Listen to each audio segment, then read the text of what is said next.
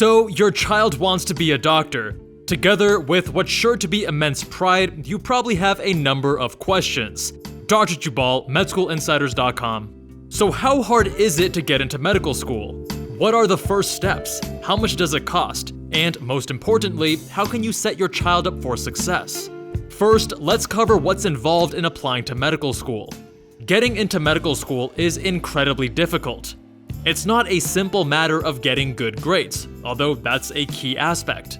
There are several different components that come together to make a medical school application: a primary application, a secondary application, and interviews. To go to medical school, you need a bachelor's degree and must complete a list of prerequisite courses such as biology, chemistry, and physics. The prerequisites have more overlap with certain majors, such as biological sciences, but a student can apply to medical school with any college degree so long as the prerequisites are met. We'll cover pre-med major options later in this video. To apply to medical school, first comes the primary application, which consists of several elements: a high GPA, a strong MCAT score, an engaging personal statement, glowing letters of recommendation, and a variety of extracurriculars and work experience. Applicants only submit one set of application materials to AMCAS, which stands for the American Medical College Admission Service. The service distributes the primary application to every medical school your child wants to apply to. If all of this wasn't confusing enough already, AMCAS is the main application service for most allopathic, or MD, medical schools in the US.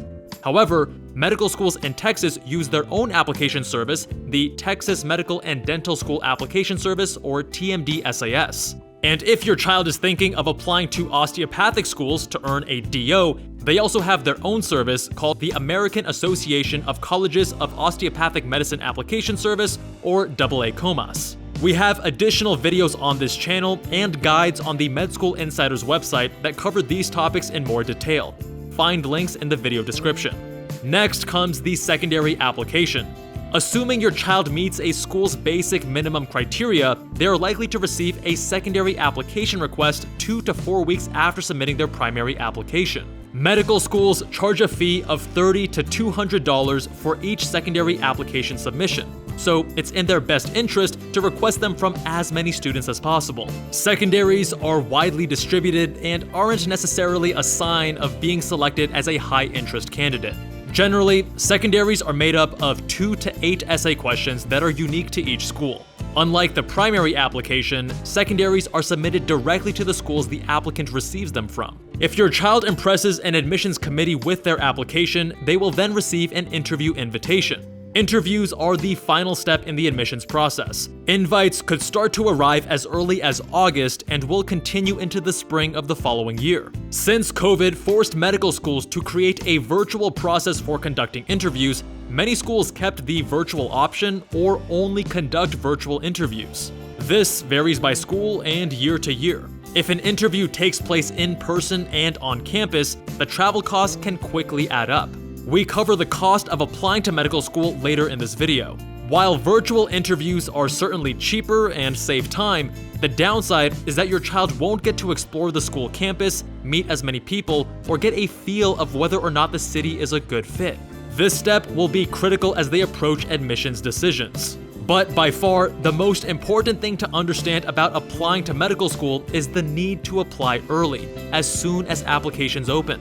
Do not follow the technical deadlines outlined by a school, as they are deeply misleading. This is due to rolling admissions. Admissions committees don't wait until they receive every application before they start to make decisions. They review applications as they receive them on a continuous rolling basis. The first students to apply are the first to receive secondary applications. The first to submit their secondaries receive the first interview invitations, and the first applicants to interview receive the first acceptances. We cannot stress this enough. Applying early is one of the most essential medical school admission strategies. AMCAS typically opens during the first week of May for the following year's medical school class. For example, if your child wants to begin medical school in the fall of 2026, they'll need to start the application process in the spring of 2025.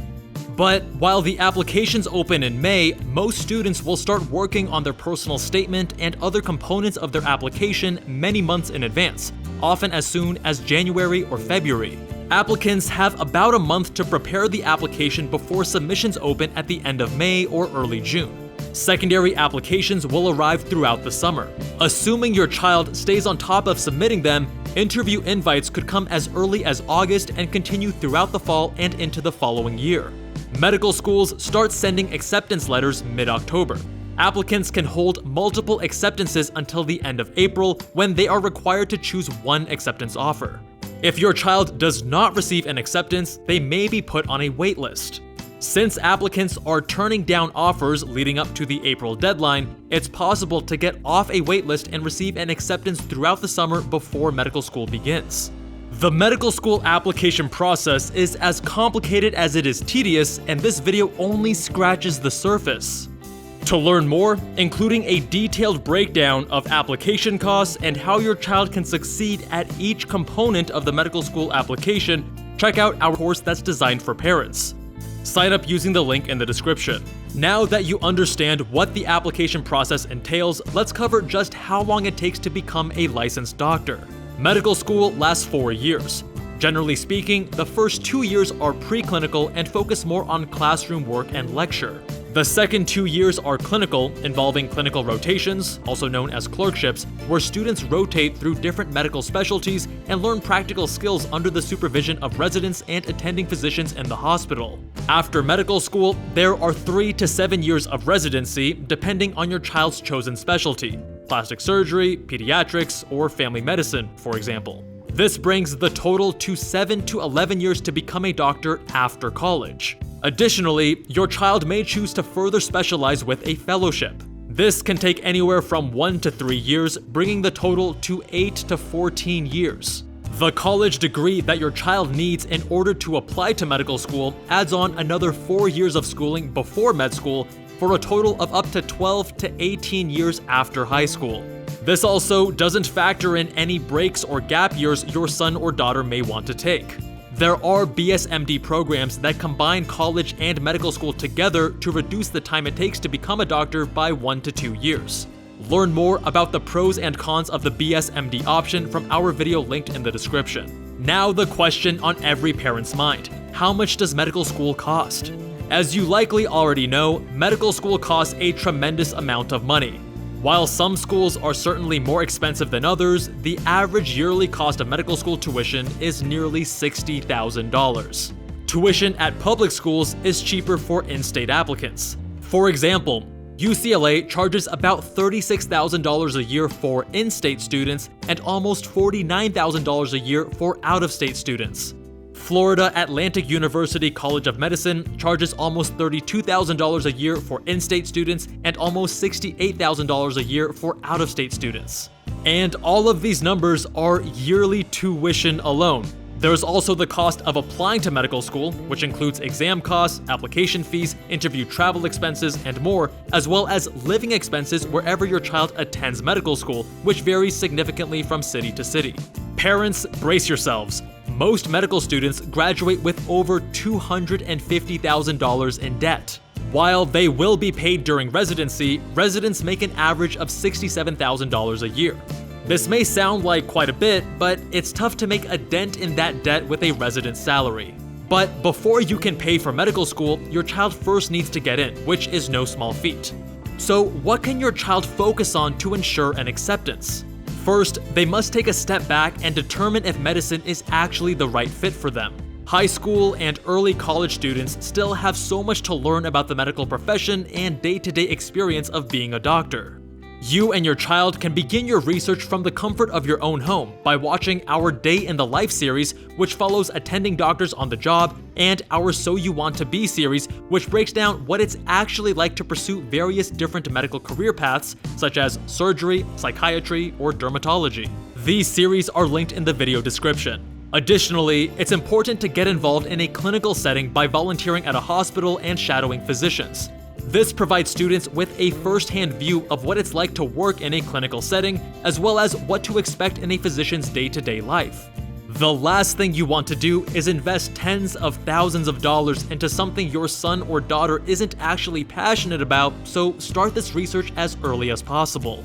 Next, consider pre-med major options. In order to apply to medical school, students must complete several prerequisite courses, but the specific major they choose is up to them. A student can major in film studies and still be a pre-med as long as they fulfill their prerequisites. While the most common and straightforward path is biological sciences, what's most important is that your son or daughter chooses something they're truly passionate about.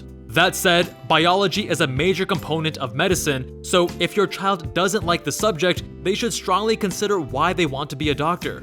However, your child has the rest of their education and career to study biology, so if they have another passion, such as history or computer science, college is the time to pursue it, as they won't have time to do so in medical school or residency.